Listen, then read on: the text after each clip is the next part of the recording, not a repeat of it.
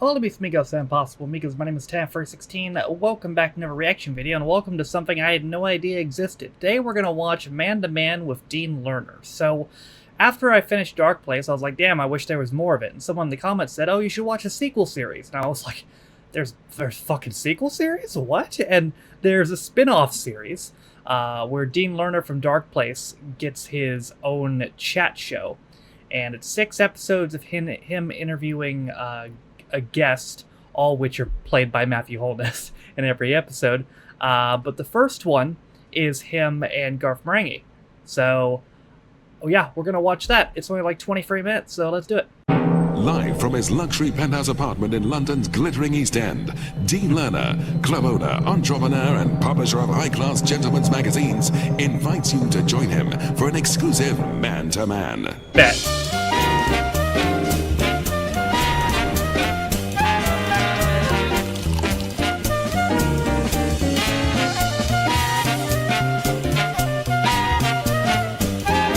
God, I wonder how many different things I've seen Richo Ayoade in at this point. Add this to the list.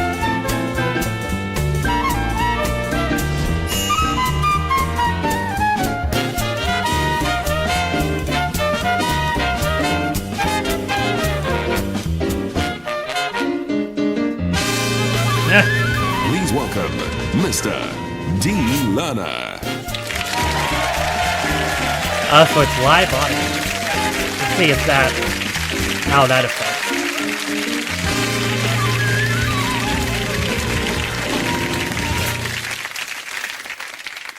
Good evening and welcome to Man with Dean Lerner, where each week I'll give you an exclusive invite to my £5 million penthouse apartment and introduce you to one of my VIP friends from the world of the arts / entertainment. And what a guest I have for you tonight. I first met him when I was working at a horror publishing house called Beelzebooks. Now, my background had been in high-quality, upmarket erotica for the discerning connoisseur, so I wondered, understandably, whether I'd feel at home at a company that dealt exclusively in horror. Well, I had no idea how quickly the horror community, and it is a community, how quickly the horror community would wake up to the idea of scary porn.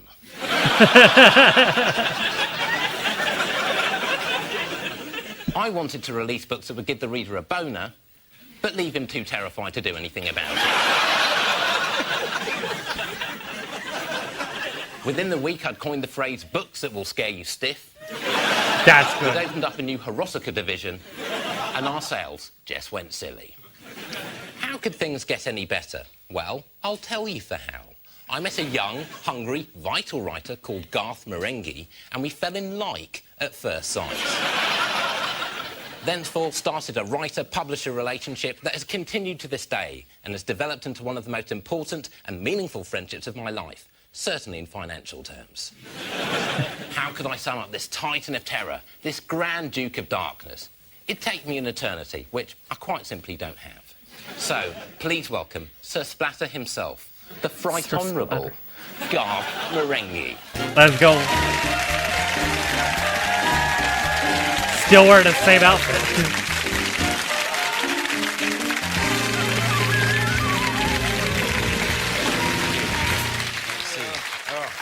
Can I just say that when I entered there, the floor should have been entirely covered in dry ice to give the impression that I don't have feet. So, just bear in mind I may or may not have hooves.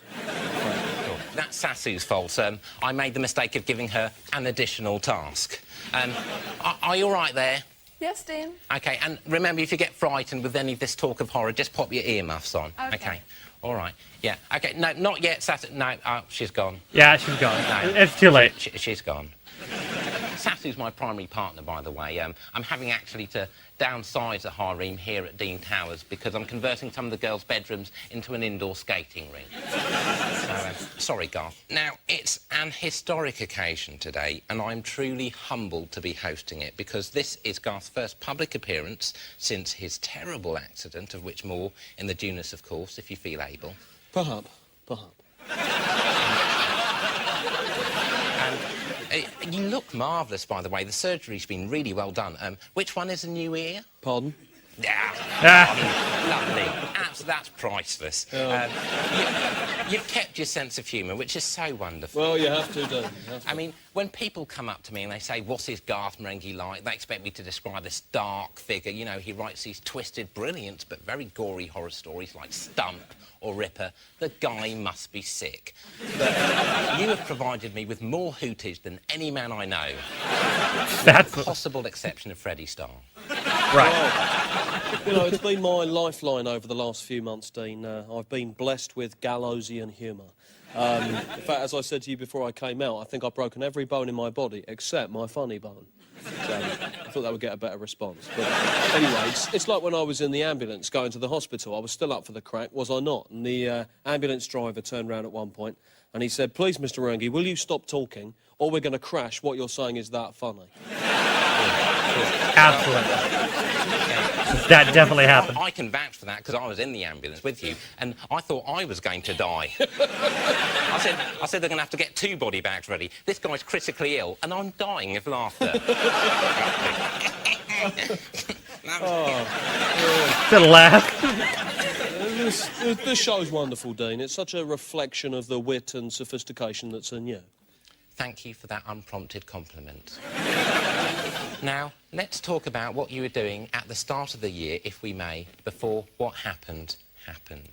Sure. Well, in early January, I wrote Return of the Coil, about a woman who circumnavigates the portals of hell via a cursed contraceptive device. Of course. In late Jan, I wrote the sequel, Return of the Coil 2, Re-Entry. In early Feb, Hellbent, my novella about a homosexual demon searching for acceptance within his own diabolical community, came out. Both I had to read literally that. and figuratively. Yeah. That- And there was a bit of a hold-up with that one, wasn't there, at the printers? Because we originally wanted everything printed on black rubber, but that meant you needed to apply talc each time you turned a page. And in the end, we thought it was a bit tacky, it was a bit Route 1, so we ended up going for a glittery dust jacket with complimentary nipple ring, which I... Which I thought worked well. No, it does. It does. And then late Feb, the 2 sequels came out. That was Hellbenders and Hellbenders 2, The Boys Are Back. And you've got a new book coming out now. Let's have a squiz at a clip. What in a who? You know, it frightens me how many novels of terror I've written. Now you can buy all 436. Holy shit. Easy-to-read volume. From Garth Marenghi, who brought you Slicer, Slasher, Ripper, and many more, comes Garth Marenghi's The Earth. Whoa. With a reinforced spine made from genuine cat bone. It comes complete with these detachable balancing sticks, allowing you to read safely, and adjustable brackets for easy storage. Order now and you'll receive this attachable index and Chapter 1 of Garth's new novel. Good lord. If you're only buying one Garth Marenghi book, buy this one, which is all of them. Garth Marenghi's The Earth, the only book you'll ever need. What's the price tag on that? It's a phenomenal work rate. How do you manage it, Garth? How do you keep getting inspiration? Cheese. I eat a lot of cheese, which gives me these fantastic, vivid dreams. You know, a lot of writers will smoke pot. If I hit a wall, I'll generally reach for the Emmental or the Dolce wash those down with beer and pickles, have a nap, wake up, chap 2 awaits. The only downside is I tend to put on 2 stone a novel. But if you type as fast as I do, you can generally sweat out a stone of that, so it evens out more or less. I'm exactly the same with mackerel. I mean, I can't stop at 1. I'll eat 4 or 5 at a sitting. Mackerel? So I always make sure I forewarn my dining companion, you know, that I'll need at least an hour for things to settle afterwards, because the last thing anyone wants is for that mackerel to re-emerge during the physical act of love. Well, you know, you're very lucky with your metabolism, Dean, because I think mackerel would sit very heavily on me. Yes. I mean, I was approached to be the face of Ginster's Pies, which is hugely flattering, of course, but I had to turn it down because the sheer number of freebies would have been a death sentence. And at the end of the day, I'm not a salesman either. I'm a shaman. I'm a dream weaver. My job is to question, like Poe Edgar Allan, is all we see or seem but a dream within a dream. I don't know, what did he say? I don't think he had an answer, to be honest. I think that was the point, you know, are you real? Yes. But are you? Oh, stop it, Garth, you're creeping me out. Perhaps you're asleep and this is a nightmare. How do you know you exist? Well, it's interesting, isn't it? It's like that philosophical question, you know, if a tree falls in the forest and I'm not there and it makes a sound, but I don't hear it, but someone records it and plays it to me at a dinner party, does that mean I'm still in the forest? Yes. And if I am, then why can't I just take a piss in the garden rather than queuing for the toilet? And that's if the toilet even exists. I've been trying to use it all fucking night. Whoa. I'm starting to doubt the existence of the toilet. Quite I didn't realize it was uncensored. That threw me off. See? Can you feel it? You see, I'm getting you to Get ask a Portaloo, questions. is what I'm saying. If you're going to have a party of that size, get a Portaloo. Because I don't want to spend my entire fucking evening in the corridor. And if philosophy can solve those questions, then it's worth it. But thus far it can't. So I'm fucking busting. And what's Plato doing about it? Nothing. You see? Fuck Plato. You see, you're asking questions. I am. My mind's abuzz with possibilities. It's like peeling an onion. But it still doesn't answer the question. It still doesn't answer the question, does it, Garth, as to why horror? Couldn't you do the same kind of questioning in whodunits or porno? Well, how long's a piece of string? That's true. I've always been attracted to the dark side of life. You know, at school, some boys would pull the wings off flies. I'd also perform autopsies. I think it's cathartic for me. I think if I wasn't writing, I'd probably be out on the streets right now carving people up. But I see myself as a ferryman. Society is my cargo. You, Dean, are the first mate. All aboard.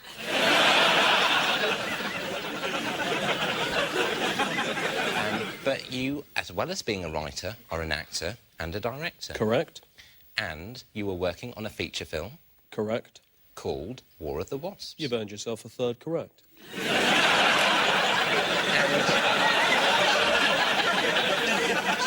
War of the Wasps? And I remember very clearly reading the script, and I said to you, Garth, I said, I love this script. I was sick twice, and then I got the runs. We have to make this movie. What gave you the idea? Well, one day I saw a wasp, and I thought, what if that wasp waged war?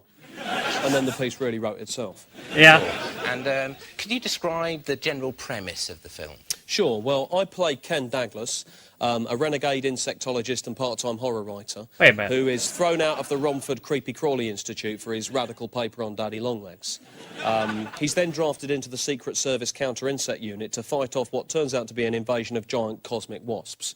And to cut a long story short, Douglas ends up luring them into outer space via a giant sticky bun. Oh. Sure. Spoilers. And, are the wasps a metaphor? A metaphor what? No, sorry. A metaphor. Yes, let's say they are. You know, we're living in dangerous times, Dean. You know, we're living in a climate of fear. Kin is pitched against kin, and all along we're forgetting what is actually the real threat. Wasps. Right, which is? The Dutch. The Dutch? They look very peaceful. They appear to be keeping themselves to themselves, but I'm watching them, and it's a good job I am because no one else is. And if Somebody's any got it. aren't too sky-high off homebrewed weed to be watching this, heed my words, I'm onto you. So in short, the wasps represent the Dutch? Yes, they do, because everyone knows that for years now the Dutch have been trying to fuse their kind with wasps to create an insectoidal super soldier. Of course. The government are trying to be very, very hush-hush about it. They actually pulled the film from production, which just proves that the Dutch are already running Whitehall. Sure. And we'll be able to see an exclusive clip of the film the government doesn't want you to see after the break. Keep watching the skies. For the Dutch. U.S. government found UFOs. Aliens? Nope. The Dutch.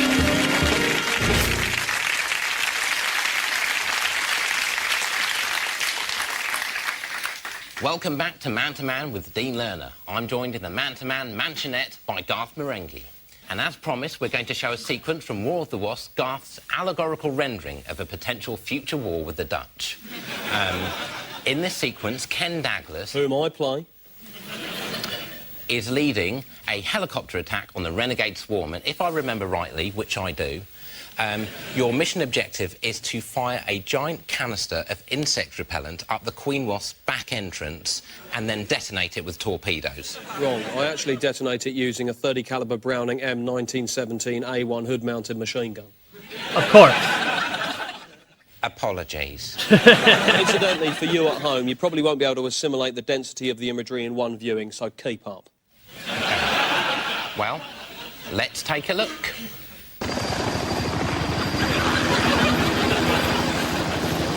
Charlie Echo Bravo Delta, Sanchez, Bogenhagen. Hey, close. Matt How long Berry. before the Queen reaches the Kiddie Hospice, Reed? At the rate she's travelling, I'd guesstimate 2 mins. It's sensible that that hospice was built right next to Britain's biggest jam factory, which in turn was constructed next to the Houses of Parliament. And don't forget, Dag, the one woman you love is trapped in there with them.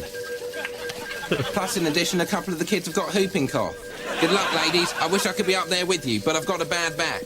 You heard the man, let's take us some Jaspers. Fall in. It's 3 o'clock, Bogenhagen, back left, try and draw their fire. Sanchez, stick with me, let's make him disappear.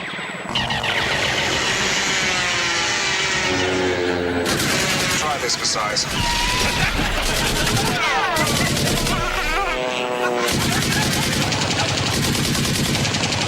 Yeah, terrible aim, man. There you go. Jesus Christ, Wasp on my tail. Not Matt Berry.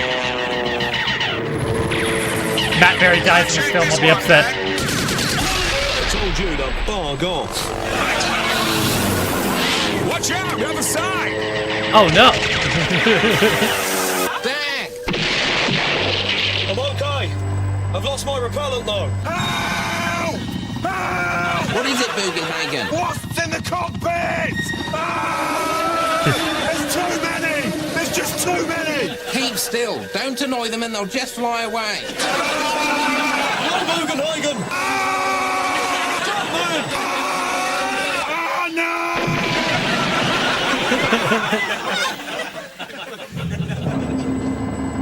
Bye-bye, Bogenhagen. Sanch, it's just you and me now, buddy. Sorry to break up the tender moment, you fart knockers, but there's a killer Queen Wasp out there that's hornier than a bitch in season, and we need to frag her bug-eyed, yellow-bellied hiney before she hunts that hospice. So get He's pronto, called Sanj Tonto. again. Copy that.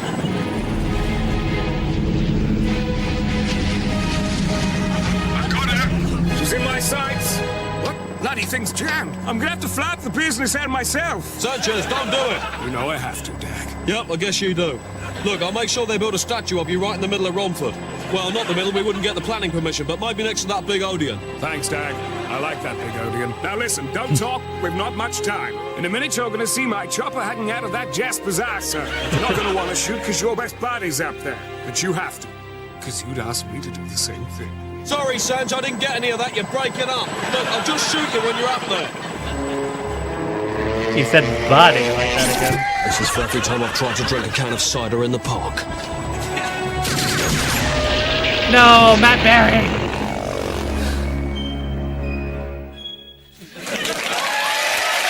Damn it!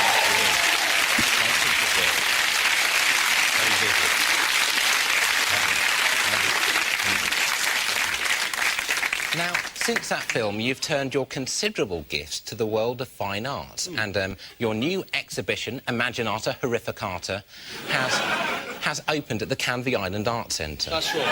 That's right. And it's been wonderful because we've got people of all shapes and sizes, all ages, all shit for it together. And, you know, sometimes they've actually walked out. It's that terrifying. Well, that is an achievement, and Yeah. indeed sometimes people have been so terrified they haven't even showed up. See, I take that as a great compliment. Sure. Do you? And did you look to any other artists for inspiration at all? Not really, no. If I ever want inspiration, I generally reread one of my own books. There's usually something quite profound in there I miss first time. So. Sure. Of course. Well, yeah. I mean, I loved the show. I thought it was tremendous. And what I love so much about it is that you provide very extensive notes alongside the paintings, which is great because there's no need to interpret them at all. I mean, you know, it's all explained. There's nothing like subtext or anything like that. So I managed to whiz around the whole exhibition in 15 minutes. Well, that's it. People are very busy, Dean. You know, they don't have time to go to an exhibition and think as well. So And to be honest, there's nothing worse than a work of art that leaves you asking questions. Well, believe you me, Garth, I came out of this exhibition with nothing. I was barely thinking. Thank you. But the exhibition had to close, didn't it? Because you had an accident Yes. when you were working at your home studio. Do you feel able to discuss this at all? Well, it's a small thing. It's a silly thing, really. You're amongst friends, Garth. Well, I just sculpted a 40-foot statue of my head and it fell on me. So, it could have happened to anyone. Of course, yeah. Sure. And I understand that you were actually trapped in your own left nostril for most of the day. That's right, yeah. When Pam, my wife, came home from work, she cut me out. But I did go for 5 hours without food. Jesus Christ. And then I called you to call the private ambulance to take me through to the hospital to test me for concussion, which actually didn't turn out to be concussion, it was just I was hungry. Sure. And actually, when we were in the ambulance, as we alluded to earlier, you kept cracking these hilarious jokes, Yeah. And in the end, the ambulance did crash. That's right. And that's when you lost your ear. That's right, but, that comes with the territory if you're an artist. If it's good for Vince Van Gee, it's good enough for me. And since then, you've been working at your home studio on a new collection, haven't you? Yeah, and I have to say the new collection's pretty damn primal. Sure. And we Primal took hell. our man-to-man camera crew, well, cameraman, let's be honest, to document Garth's fresh brush with horror. Come on, that was witty. Unbelievable.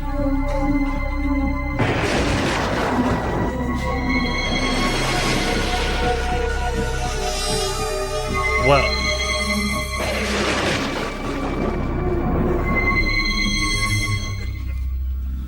Greetings, traveller, and welcome to my house of horrors.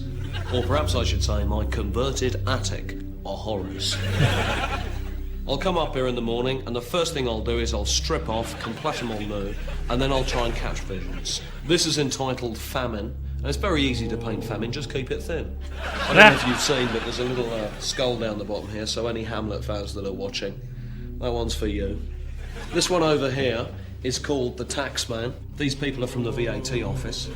This one here is a Valentine present to my wife Pam. It's called Consummation. This is just paint. This is my most recent painting. It's my Whoa. vision of what the family Marenghi would look like without skin. These are pretty Always said sick, the actually. family that plays together flays together. That's the face of a reader deprived of Garth Marenghi novels. I wonder who These actually are- painted these, are because these a are pretty cross sick. between my eyeballs and my sperm. Maybe he did, I don't know. So it's my visions that are giving birth and impregnating the minds of millions. I was so enraged one day, I came in, I just span that. It used to be like that. I just did that. I've never put it back, and I won't. Now, I must warn you, don't, whatever you do, go in that corner. No, it's all right, don't. It's just we've got a lamp there. This has been a short but disturbing journey around my studio dart. Thank you very much for coming. I hope to see you again soon. But for now, get out. Get out, for the demons are coming.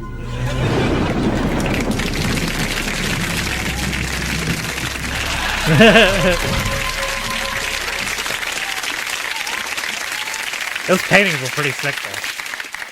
Terrific stuff there, Garth. And you've got a new exhibition, haven't you? Illuminatum Diabolicatum. That's coming soon, isn't it? Oh, that's and it. Best of luck with that. Don't need it. Well, all that remains for me to do is to thank once again my super guest, Garth Marenghi, for talking to me, man to man. Pleasure. And to thank you very much for watching. Thank you very much. See, that's pretty cool. At 10 past midnight, Kasabian and My Chemical Romance are part of a cracking lineup on the album chart show here on 4. Coming up next, Album making chart fun show. of people with accents, not good for your karma. My name's My Earl. name is Earl. On the way. The album chart show. Is that just like Top of the Pops, but it's not? So as soon as I realized there was a live studio audience, I was not sure about it. And I will admit, the studio audience did make it objectively worse than Dark Place, but it was still very good. It was very funny, especially the little movie sketch they did with the giant wasps was awesome. The humor was relatively the same. I mean, the two characters were exactly the same. Those paintings were legitimately really cool. I don't know if Holness is an artist or anything, or who painted those, but they were honestly really sick. Like, I'm not sure if that's what they were going for. I wonder if they were going for, like, they were supposed to be silly because Garth's so full of himself, but they were sick. Like, I thought they were really fucking cool. I'd buy one of them. So I wonder who painted those, but I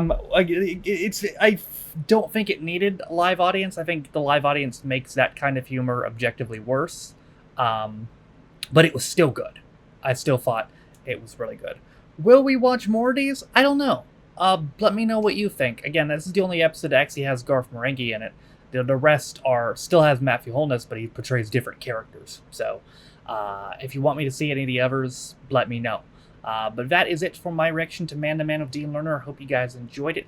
Thank you guys for watching. If you liked the video, be sure to leave it a like. If you didn't like it, don't. If you want to follow any of my social media links, they're all in the video description down below, as well as names on my Patrons. If you didn't know, you can be Patreon me for as little as $1 or £1, and you get access to direction videos, as well as reading your comments the day early, sometimes more. Also, be sure to check the video description, not the video description, the pinned comment, to see what the schedule will be for the rest of the week. The pinned comment in this video should show you the schedule. For all that being said, though, my name is TAF16. This has been my reaction to Man with Dean Lerner, and I'll see you guys next time. Bye.